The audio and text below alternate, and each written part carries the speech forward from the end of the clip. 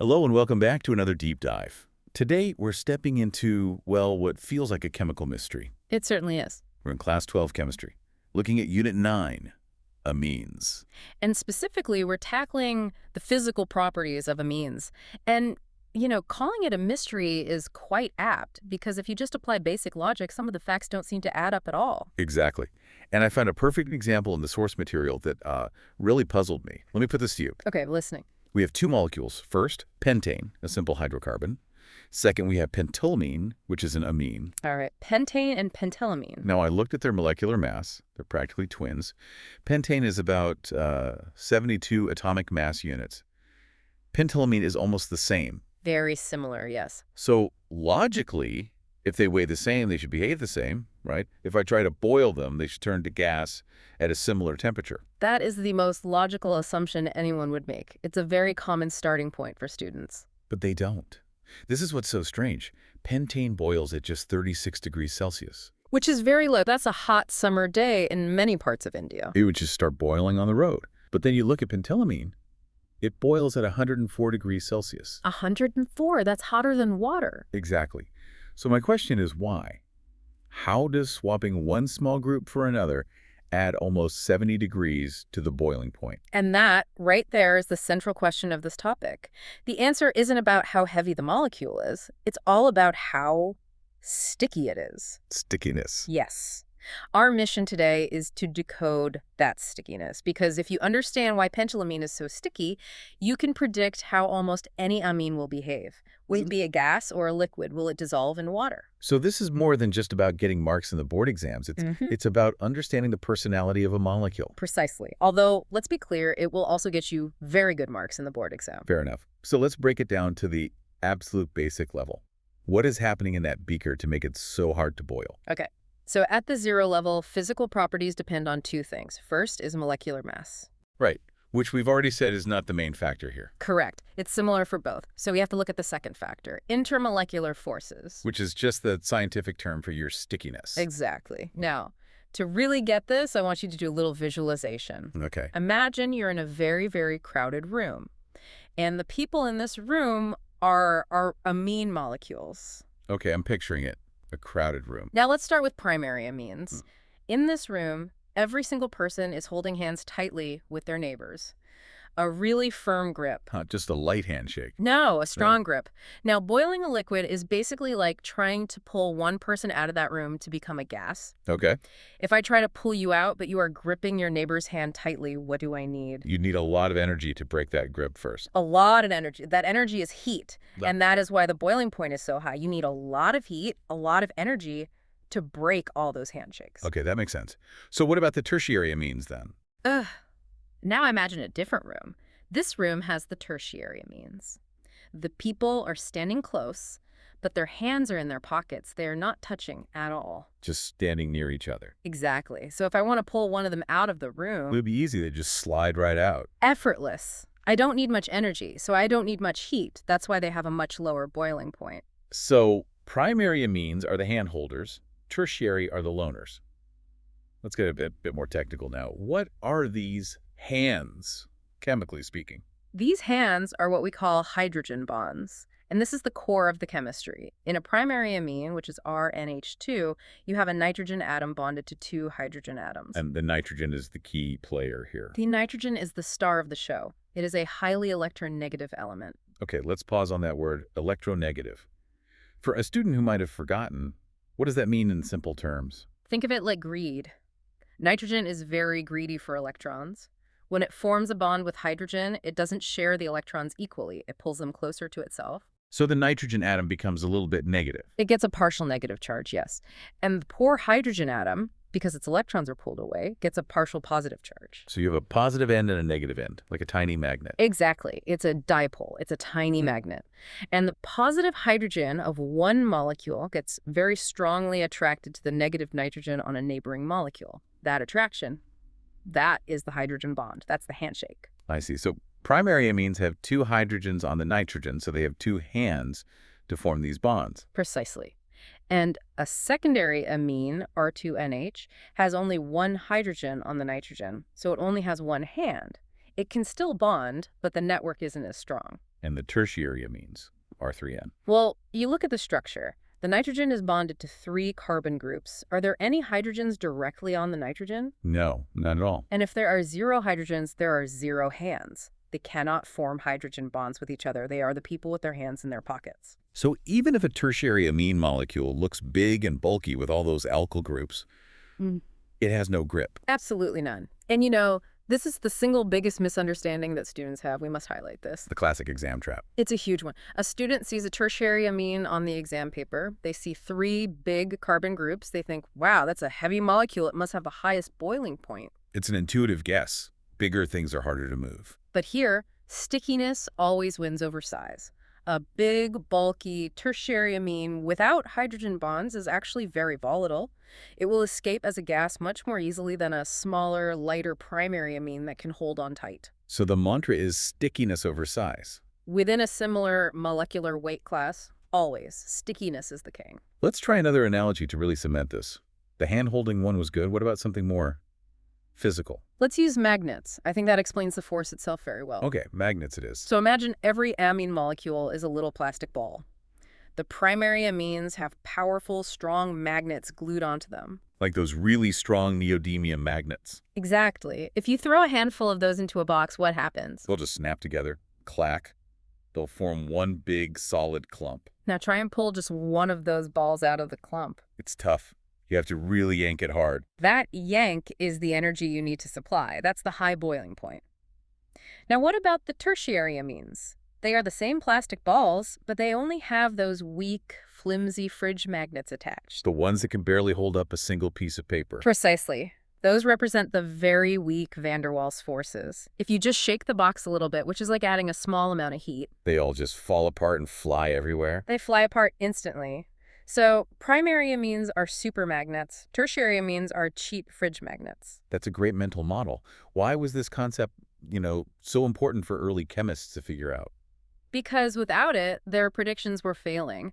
They would find a light molecule like methylamine and see it was a gas. Okay, that makes sense. Light things are gases. But then they'd find heavier molecule, trimethylamine, and logically it should have been a liquid, but it was also a gas. They realized that without this idea of a special hydrogen bond, their models for predicting the state of matter were simply broken. And this is actually critical in industry today, right? Say, in a pharmacy. This is where it becomes very practical. If you are formulating a medicine, a drug, and it contains an affamine group, you have to know, is this going to evaporate when the patient opens the bottle? You definitely do not want your medicine just vanishing into the air. No. Primary amines, with their strong hydrogen bonds, tend to be less volatile. They stay in the liquid solution. But tertiary amines, they're often very volatile. They have strong smells because the molecules are constantly escaping into the air. Okay, speaking of practicals, let's create a mental movie for a student in an exam. Something they can picture to get the answer right. Excellent idea. Let's do the 3-test tube visualization. I want everyone listening to just close your eyes for a moment. I'm ready. You're in a lab. In front of you is an electric heater, and on it are 3 glass test tubes, labeled 1, 2, and 3. Okay, 3 test tubes on a heater. Tube 1 has our primary amine, Tube 2 has the secondary, and Tube 3 has the tertiary. What do I see inside the tubes at the molecular level? In Tube 1, the primary amine, you see the molecules connected by strong blue steel springs. They are pulled together very tightly. Strong blue springs, got it. In Tube 2, the secondary amine, there are also springs, but maybe not as many. The network is a bit looser. Okay, and tube 3? In Tube 3, the tertiary amine, there are no springs at all. The molecules are just connected by thin, weak, flimsy rubber bands. Springs versus rubber bands, I like it. Now, what happens when we turn on the heat? We turn the dial. Watch Tube 3 first. As soon as the heat comes on, those weak rubber bands just snap. Pop, pop. The molecules fly out of the tube almost instantly. It boils first. Lowest boiling point. And tube 1 is still sitting there. Tube 1 is putting up a fight. The heat is making the molecules vibrate, but those strong blue steel springs are holding on tight. You have to crank the heat way, way up. More and more energy. Finally, with enough energy, the springs themselves snap and the molecules escape. It boils last. Highest boiling point. That's a very clear picture. Springs versus rubber bands. You can't really get the order wrong if you remember that. It's the fail-safe image. Primary is springs, tertiary is rubber bands. Okay, we focused a lot on boiling point. But there's another key property, solubility. especially important for, say, how drugs work in the body. Yes, the ability to mix with water. The rule says that lower amines are soluble in water. But why? Aren't organic compounds usually oily and don't mix? That is the general rule, yes. But here again, think about the hands. The hydrogen bonds. Water is the champion of hydrogen bonding. It loves it. So when you put a primary amine in water, the amine's hydrogen can form a hydrogen bond with the water's oxygen. They shake hands, they mix together. So they're chemically compatible. Very compatible. They can form hydrogen bonds with water molecules, which allows them to dissolve. And tertiary amines, they don't have those hydrogens to offer. Correct. Now, this is a subtle point. The tertiary amine doesn't have a hydrogen to donate for a bond, but its nitrogen lone pair can still accept a hydrogen bond from a water molecule. So it can participate a little bit. A little bit, but it's not as effective. And there's another bigger factor that affects solubility. What's The that? size of the nonpolar part, the carbon chain. The R group. Exactly. Think of the amine molecule as having a head and a tail. The nitrogen part is the head. It's polar and loves water. Hydrophilic. Okay. The carbon chain is the tail. It's nonpolar, oily, and hates water. Hydrophobic. So it's like a tug of war. It is precisely a tug of war. With a small amine like ethylamine, the water-loving head wins easily and it dissolves. But if you have, say, hexylamine with a 6-carbon tail, that's a big oily part. And the oily tail starts to win the war. It does. The long tail disrupts the structure of water around it and the molecule becomes insoluble. So as molecular mass increases, solubility decreases. Okay, that's a really important distinction. It's not just about hydrogen bonds. It's also about the size of the rest of the molecule. It's a balance between the two. All right, let's switch gears. I'm a student in the exam hall. Time is running out. I need those perfect exam-safe clarity lines to write down for full marks. Ah, yes, the lines that give the examiner no room to cut marks. Let's go through them. Clarity line number 1 for boiling points. You should write. Primary amines have the highest boiling points among isomeric amines. And the reason right next to that is... This is due to extensive intermolecular hydrogen bonding. Use the word extensive. Got it. Now for the other end of the scale. Tertiary amines have the lowest boiling points. Because? Due to the absence of intermolecular hydrogen bonding. Again, intermolecular is a key term. It means between molecules. Okay, very clear. Now for solubility. The key line is, solubility of amines decreases with an increase in molar mass. And the reason for that. This is because the size of the hydrophobic alkyl part increases, which hinders the formation of hydrogen bonds with water. Perfect. One last one. What if they ask about aniline, the aromatic amine? Ah, the classic comparison. This is clarity line 4. Aromatic amines like aniline have higher boiling points than aliphatic amines of comparable mass. Wait, higher? Why? I thought the big ring would make it less interactive. For boiling point, the flat ring structure allows the molecules to stack very well, increasing the intermolecular forces. But, and this is the trap, That's the trap. for solubility, that same big ring is very hydrophobic. It hates water. So for aniline, it's a higher boiling point, but lower solubility. Exactly. That is a favorite question for exams. Write it down. Aniline, high BP, low solubility. Okay, we are near the end. Let's do a super quick summary.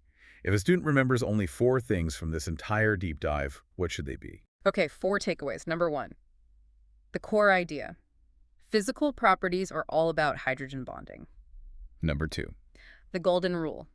For boiling point and solubility, the order is 1 degree, 2 degrees, 3 degrees. Primary is the highest. Number 3, the mental picture. Remember the blue springs versus the weak rubber bands? Primary amines have the strong springs. And finally, the most important warning. The trap. Do not be fooled by the large size of a tertiary amine. Stickiness wins over size. Stickiness over size. That's the takeaway mantra. That's the word. Before we close, a final thought has occurred to me. We spent all this time talking about how primary amines are so good at holding hands, how stable they are. Yes. But does that stickiness make them less reactive chemically? Or does the fact that a tertiary amine is a loner with its nitrogen exposed make it more vulnerable to a chemical attack? That is an excellent question. Does physical stability translate to chemical stability or maybe even chemical laziness? Not at all. In fact, it's quite the opposite in some cases. The chemical reactions of amines depend entirely on those very same hydrogens on the nitrogen. The loner tertiary amine reacts in a completely different way to the friendly primary amine. So the story gets even more complicated in the next chapter on chemical properties. It changes completely, but that is a deep dive for another day. Indeed it is. Well, until then, keep visualizing those blue springs, focus on the core concepts, and thank you for joining us on the deep dive. All the best.